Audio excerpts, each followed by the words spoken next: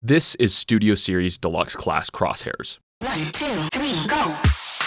It's a crazy turn of events having this thing start off the list. I genuinely cannot believe how well they pulled this figure off, especially when you break it down on paper. Nothing about it makes any sense. I'm gonna spare you guys my whole rant about how much I hate this character and design, along with the entire 4th and 5th movies, but the figure reveal itself had some mixed reactions back in 2022, mainly because it was really obvious that he was a big-time shell former with the whole car just strapped on his back. And then I got him in hand. And technically the story only got worse from there. For example, his shoulder and head articulation sucks. He doesn't have a waist swivel. The entire back half of his legs are missing.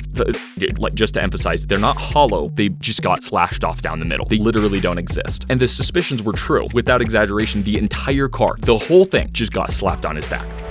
But it works. They nailed it. I really like this figure, yet none of the math adds up. His articulation sucks, but he poses like a dream. His whole car shell is inelegantly hanging off his back, but somehow it looks exactly like a trench coat. His entire back half is slashed off, yet his proportions look complete and he feels high quality in hand. I mean, this looks exactly like Crosshairs. Every pose I put him in just feels like he's been ripped right out of the movie, and the movie designers themselves gave it their best efforts to make that impossible. It's even crazier when you compare him to that original Age of Extinction figure back from 2014, because technically, again, that figure is better in most ways. For example, the sides of the car actually wrap around his torso, so it actually becomes his trench coat. It should look better, but it doesn't. There's something I always hated about this, and the Studio Series version just blows its socks off without a question. They basically just removed almost all the inaccurate car kibble from his robot mode by tossing it behind him, because they can go there and still look the part as the trench coat, even if they shouldn't be able to. Something a little bit more immediately noticeable is how good the head sculpt is. It's obviously beyond this original one. That was a low bar, but I also just think this is generally one of the best Studio Series head sculpts we've probably ever seen. I really don't have much to say about this car mode itself either, because it's basically perfect, as in I have nothing to improve about it. It's a Corvette, you know? He stores his guns neatly, and there's not even too many panel lines breaking up the look because the car splits into a whopping 4 parts for robot mode. Everything about this figure feels like something I should be mad about, but I'm not, because it's the perfect example of working smarter instead of harder. My only big annoyance is that if they had just barely pushed out the plastic molding on his shoulder pads and his collar, he would have had some top tier posability, and it really wouldn't have required any extra budget either. Either way, I hold my argument that this thing doesn't get the appreciation it deserves.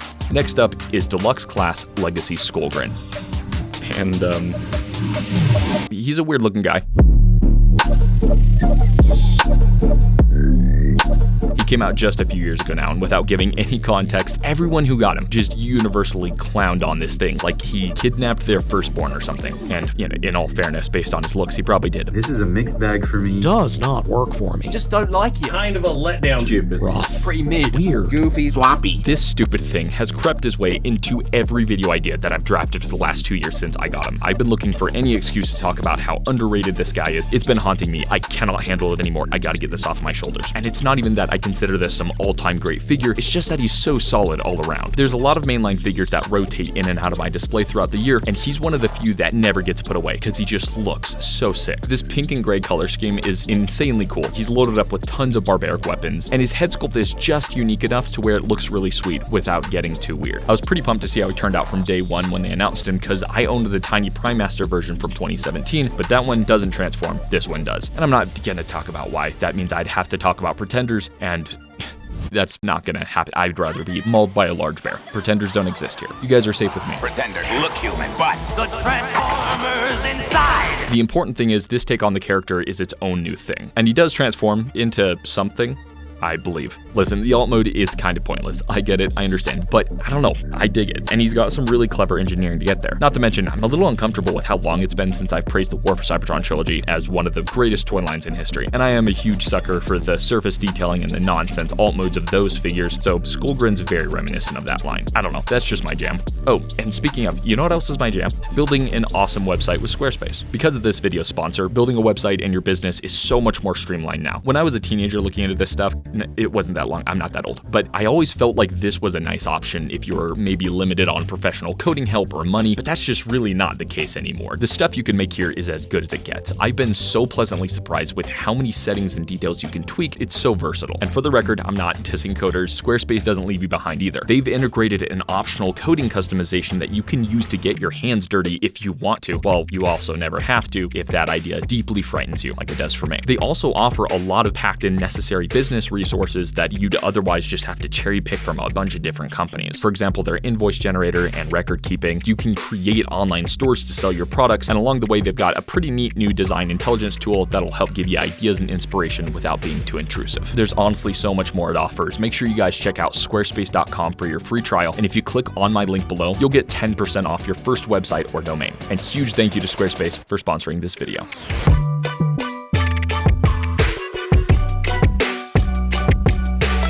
The criticism I understand probably the most with Skullgrin is how much soft rubber plastic he uses, even in some places where he really shouldn't need to for safety laws, but that's more of a long-term durability issue that I really hope doesn't disintegrate the figure over time, since he actually feels awesome. Oh, and his wrists don't rotate, which sucks mainly because he does come with these super sweet looking blades, and you can really feel it when a figure doesn't have wrist rotation while posing him with swords, but I also let that slide because he got something way better in exchange.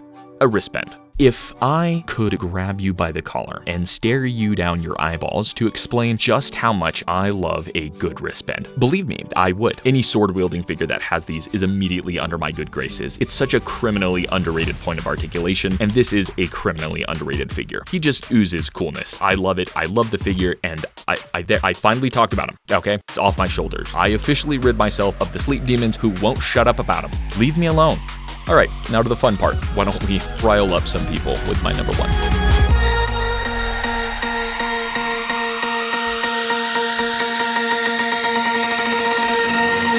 Three, two, one, go.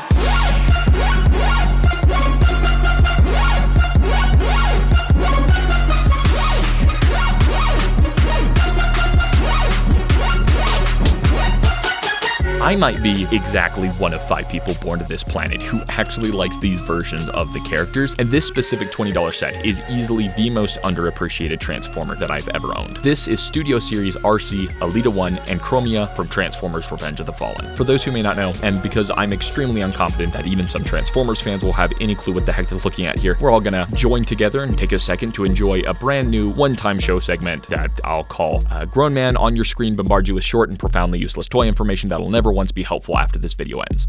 Ready? This is the original Alltta 1, the first female Transformer introduced back in 1985. This is the original RC, generally the most widely known female Transformer introduced a year later. This is Chromia. Nobody cares about Chromia. After a couple decades, in 2009, during the second Michael Bay film, all 3 of these characters finally made their first live-action on-screen appearance together with a brand new design exactly long enough to confuse everyone just a little bit and then get blown off the face of the planet. It's pretty funny. These polarizing designs, hated, ended up getting a surprising amount of toys in that movie line, but none of which got a complete set to finish the trio within that scale. I know this because as a child, I always owned the $5 squeak-sized RC and the deluxe class Chromia, and I dreamt of a world where they made the complete set for both, but they never did. Clearly there has to be some sort of combined mode. Somebody was saying they're supposed to just connect together back to back, so they'll combine. Also, technically, I didn't actually own that squeak-sized RC or the deluxe class Chromia because those belonged to my brother and sister growing up, and upon my request, they recently sent me the figures to keep within the rest of my collection. Well, actually, I actually never got the Chromia. That one belonged to my sister, who couldn't take care of a toy to save her life as a kid, honestly. Thanks a lot, Nicole. Oh, and by the way, Santa isn't real. And if he was, he wouldn't have gotten me that super lame Nerf gun that one year as a sibling gift when we were children, and I asked for a Transformer specifically. So, fast forward another decade in 2019 when I heard they'd finally be getting their definitive toy release as a complete trio in the Studio Series line, and I assumed they'd be sold as a $35 Voyager pack to accommodate the engineering of 3 separate minifigures, but it turns out they were only sold as a much cheaper $20 set. I thought there was absolutely no chance that they'd be any good at a price that cheap, but it turns out they're actually perfect.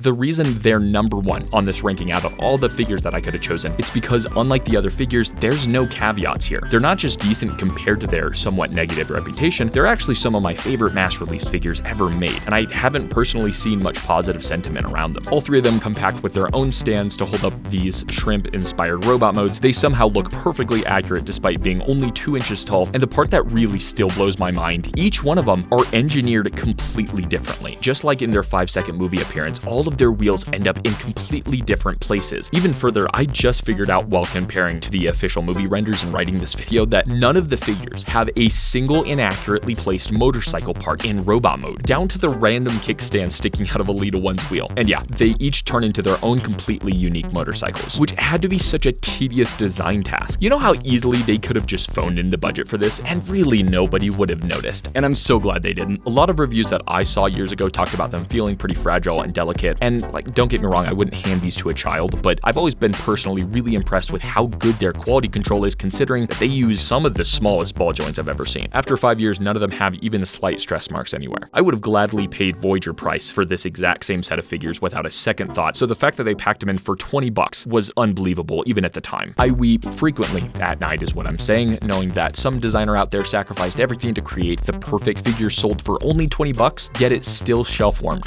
Now for a couple quick honorable mentions that were so close to making the list, including Mars Rover Optimus Prime, who a lot of people didn't even realize existed because he was an exclusive, and he's one of the best Optimus Primes that I own. Legacy Evolution Nova Prime, another exclusive. I just really love this figure and nobody talks about him, so now I've done my part. And lastly, the War for Cybertron Siege Seeker mold, which isn't just a decent figure, but the single greatest Seeker mold ever made, specifically this 3-pack, which was an amazing deal and just looks so scrumptious.